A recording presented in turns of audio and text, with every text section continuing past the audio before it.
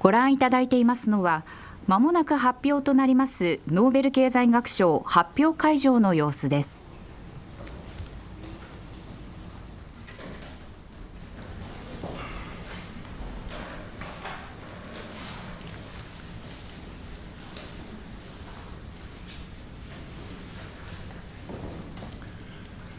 Välkommen till Kungliga Vetenskapsakademin och den här presskonferensen då vi ska presentera Sveriges riksbanks pris i ekonomisk vetenskap till Alfred Nobels minne.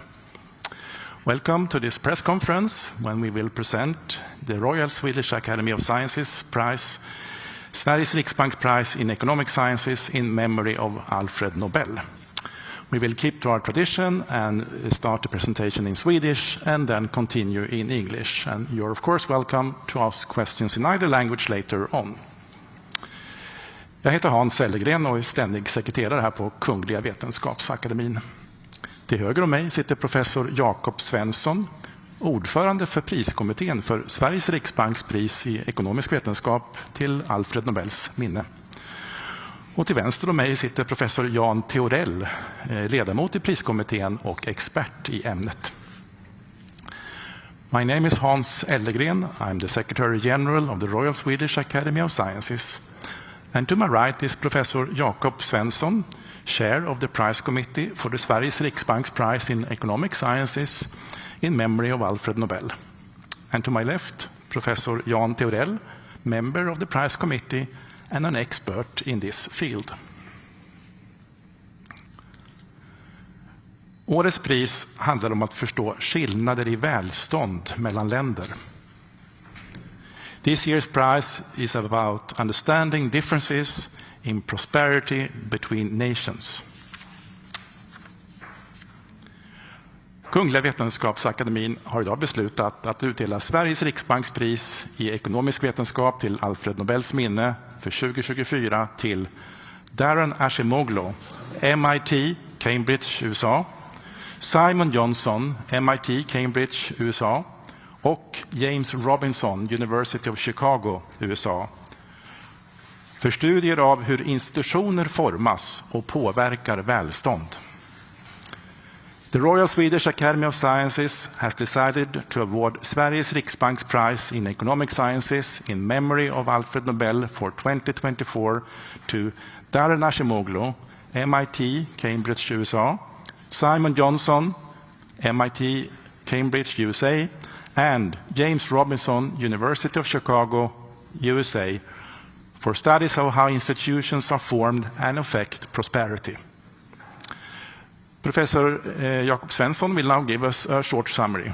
Please, Jakob. Thank you. Global inequality is largely driven by differences in average income across countries. But why are some countries poor while others prosper? And why are the gaps between poor and rich nations so persistent? These are not new questions, but they are among the most urgent in the social sciences.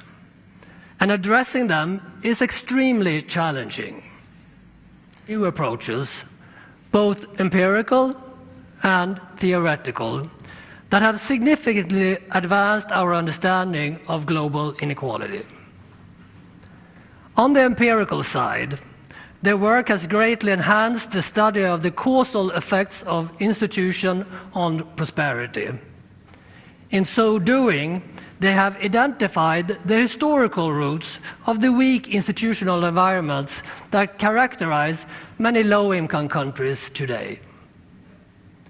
On the theoretical side, their research explains why extractive economic institutions and dictatorships often persist, even though reforming them would benefit most. It also outlines conditions under which institutions are likely to change. Reducing the huge differences in income between countries is one of our time's greatest challenges. Thanks to Daron Acemoglu, Simon Johnson, and James Robinson's groundbreaking research, we have a much deeper understanding of the root causes of why countries fail or succeed. Thank you, Jakob. Professor Theorell, are you ready to give us more details about the prize? Yes.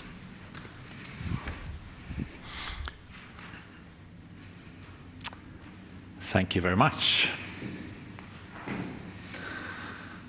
Today, the 20% richest countries in the world are about 30 times richer than the poorest 20%. And this income gap is quite persistent. So although the poorer countries are, of course, becoming richer, they're not closing the gap. Why is this the case?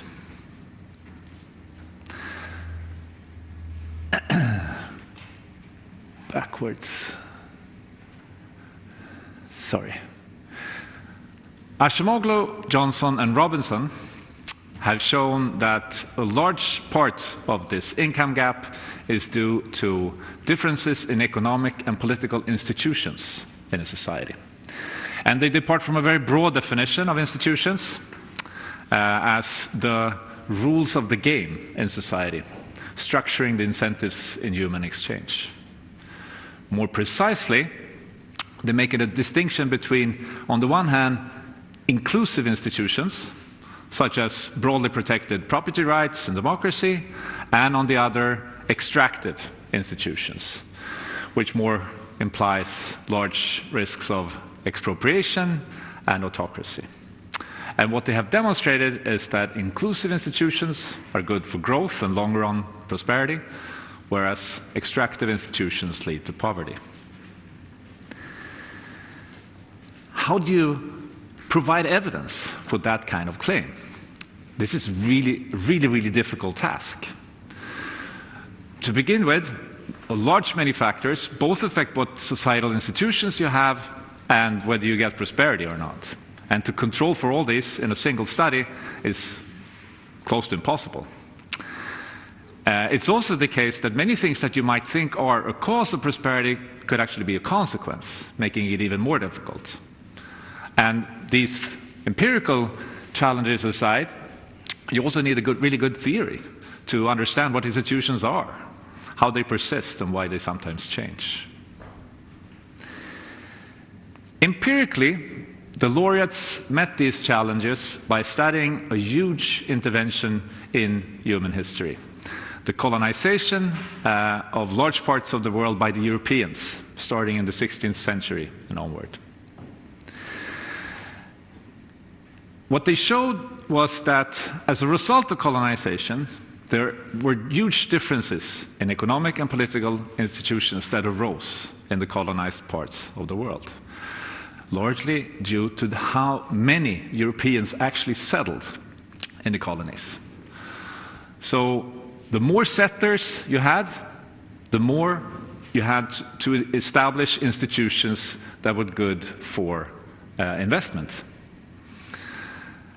By very creatively using data on mortality rates of soldiers, bishops, sailors stationed in these colonies, the laureates were able to show that one of the things that largely impacted on how many settlers actually settled was the disease environment in the colonies.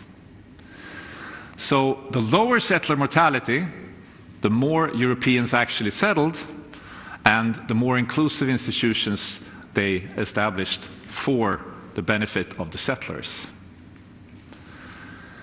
But the more deadlier diseases there were in the colonies, such as malaria or yellow fever, the fewer Europeans actually settled. And that meant that the Europeans either took over or established extractive institutions for the benefit of a narrow elite at the expense of the wider population. And this led then to this long-run effect on prosperity. Another thing the laureates showed was that as a result of colonization, there was a reversal of fortune. And this graph illustrates this reversal. So what you have here on the x-axis is a measure of prosperity before colonization in the year of 1500. It's urbanization rate. And on the y-axis, you have a measure of the same around the time when they did this study, that is the mid-1990s, GDP per capita. And what you can see here is that countries that were richer before colonization, to the right here, have now become relatively poorer, whereas countries that were poorer at the time of colonization have now become relatively richer. And this, again, is in large part due to the inclusive institutions that the settlers established in these then formerly poorer countries. But taking a step back, in order to understand this, the laureates not only had to make an empirical contribution, but also a theoretical one. Because if you think about it, and if you rule over a poor country, why don't you just take the institutions that you know are good for growth? Growth would be best for everyone. Why don't you just introduce these inclusive institutions instead of the extractive ones? To answer this question, the laureates developed a series of game theoretical models. And these models center around the conflict between the rich elite, ruling elite, and the poorer masses, and a problem of credibility between those two groups. So to simplify things, the elite, here represented by the king in his tower, could, for example, promise economic reforms. They could promise more protected property rights for the people. But this promise is not credible as long as the king or the elite remains in power. That is, as long as they don't change the political institutions. Because as long as they don't do that, the poor knows that the rich could just steal back from them whatever assets they have accumulated in the future. So this promise, or the economic reforms, are not credible, and this also means that countries with extractive institutions get trapped in a situation with the rich elite and poorer masses. And this is called the commitment problem in this literature. This commitment problem, interestingly, is also part of the explanation for why institutions sometimes do change. One of the things that ordinary people have, also in non-democratic settings, although they lack formal political power, is the power to mobilize. So what the ordinary people can do is threaten with a revolution. This could, but does not have to be violent. Under such a threat, the elites in these countries face a difficult dilemma. They would like to cling on to power, so the king in his tower there, he would again start promising economic reforms to make peace with the people. But these promises are not credible. Because again, the people know that as soon as the situation calms down, the elites can just swiftly turn back to the old system. So under this situation, the only option for the elite could actually be to hand over power, introduce democracy, here represented by the king handing over the crown to the ordinary people. So, to sum up, Acemoglu, Johnson, and Robinson have both made an empirical and a theoretical contribution that has hugely impacted on later research in these fields. On the theoretical side, they have given us much better understanding for how institutions are formed, that is, how they, why they persist, and under what circumstances they sometimes change. And on the empirical side, they have shown this huge impact of institutions on prosperity. And although they don't provide any simple recipes or have any concrete policy proposals, this of course also has huge societal impact.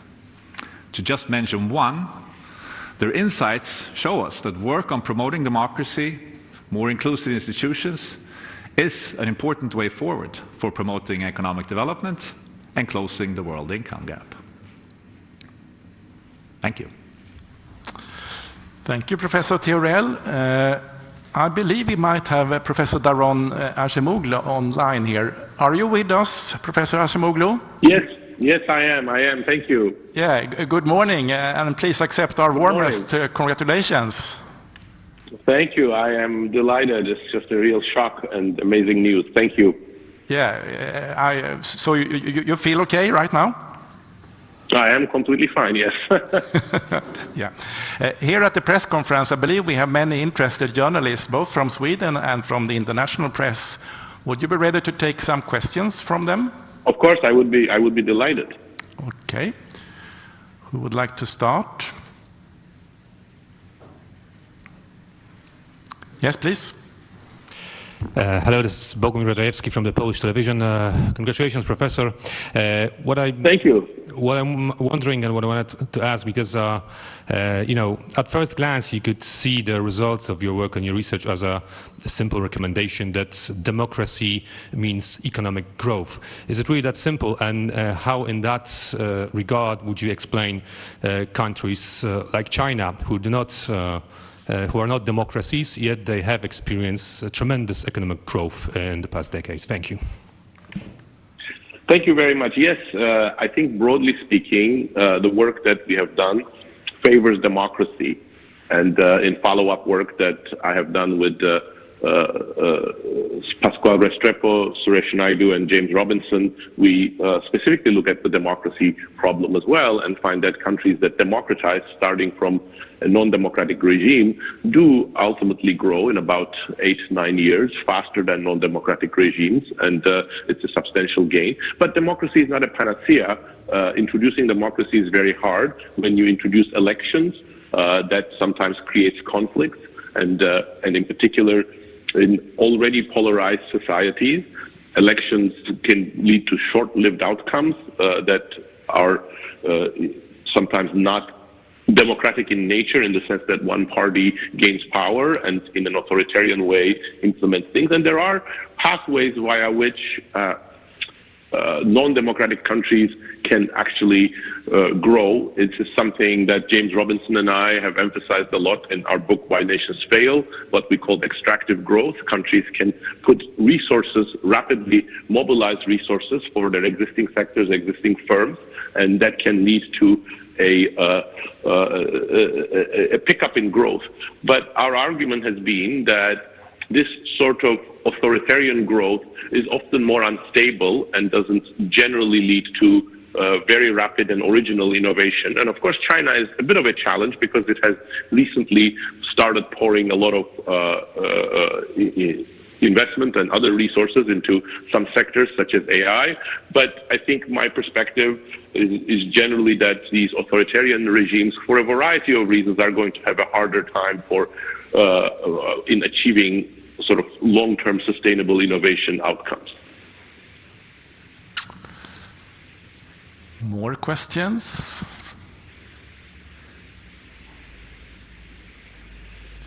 Maybe I can ask a question. What was your personal reaction when we reached you on phone? Oh, well, surprise and shock. But, this is a real good coincidence in the sense that I'm in Athens right now, so it's not 5 o'clock in the morning for me. It's 1 hour ahead of your time. So it was easier to absorb than it might have been if I was in my usual place. Yeah. So you are in Athens now? Yes, and I am in Athens, Greece, correct. Yeah. Yes, please. Professor Acemoglu, my name is Marcus Carlton-Boriu. I'm from the Swedish broadcaster TV4. I was just wondering if you could explain to a layperson very, very simply what your research is about and what you have achieved through your research. Well, I think the Nobel Committee gave a better summary than I can, but I think the most broad framing of some of the research that was cited there is we try to trace the roots of certain institutional trajectories to the colonial past. And rather than asking whether colonialism is good or bad, we note that different colonial strategies have led to different institutional patterns that have persisted over time. And then we trace those institutional choices that Europeans have made to a variety of factors, but quite importantly to the disease environments that determine whether Europeans settled, what types of colonization resources they brought in, and what kind of strategies they adopted. And those persistent effects led to a real institutional divergence throughout the last 500 years. And then we are able to trace out some of the consequences of these institutional historical outcomes. Yeah. Thanks very much for that. It's Marcus Carlton-Borrell again. I'm just wondering, your name has been in the mix quite a lot throughout recent years when it comes to the Economics Prize. Were you doubting that this prize would come? You never expect something like this. I think was it Napoleon who said, when you go into officer cadet school, you dream of becoming a general, but not a president or king. So, you dream of having a good career, but this is over and on top of that. So it's a great surprise and honor.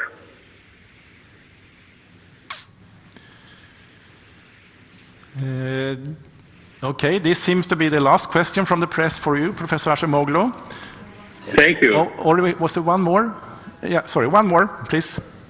Of course. I think it was actually there in the back. Thank you. Congratulations, Professor. Paul Rees from Al Jazeera English. Could you just sort of clarify again, in terms of a before and after state, why colonialism is such a good test for this?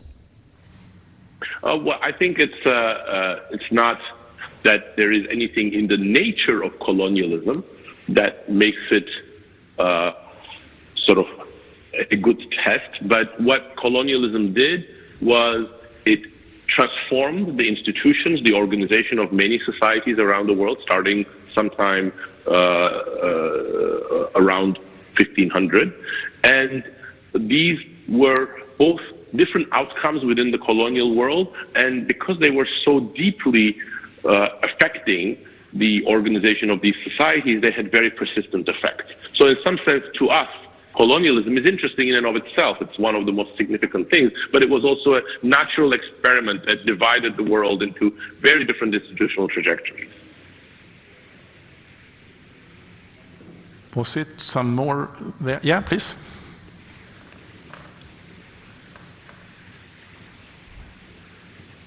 Yes, hello.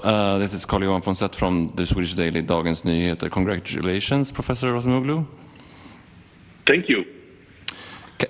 Can you comment on how you assess the current quality and current trajectory of institutions in the world, if you look at your current home country, the United States, or other countries in the world right now? Well, I mean, I think this is actually another topic that I am researching, and it's fascinating but worrying. If you look at data that international organizations such as Freedom House, VDEM, or others collect, they see that institutions everywhere, including in the United States, including some European countries, and in many parts of the emerging world, are getting weaker and weaker. If you look at data from surveys that ask people their views about authoritarianism, dictatorship, democracy, and so on, you see that that support for democracy among the population is at an all-time low. So that suggests that despite the potential for democracy to spearhead rapid growth and consensus around difficult choices, we are not probably achieving that full potential. And in fact, my evidence also suggests that the democracies particularly underperform when the population thinks that they underdeliver. They don't rise up to their promises in terms of providing good governance, control corruption, limit inequality, create shared poverty, shared prosperity, and so on. So I think this is a time when democracies are going through a rough patch, and it is in some sense quite crucial that they reclaim the high ground of better governance, cleaner governance, and delivering sort of the promise of democracy to a broad range of people. Thank you.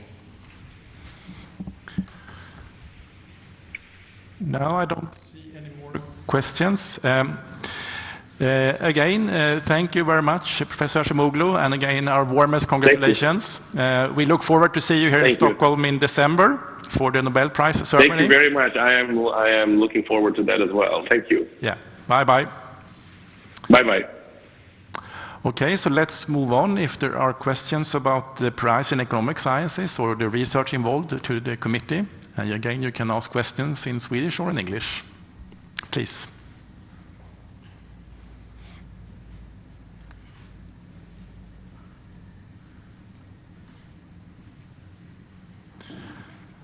I see no questions. So then we end here. Thank you for attending and look forward to see you then when we have press conferences in December with the laureates present here. Thank you. Mm-hmm.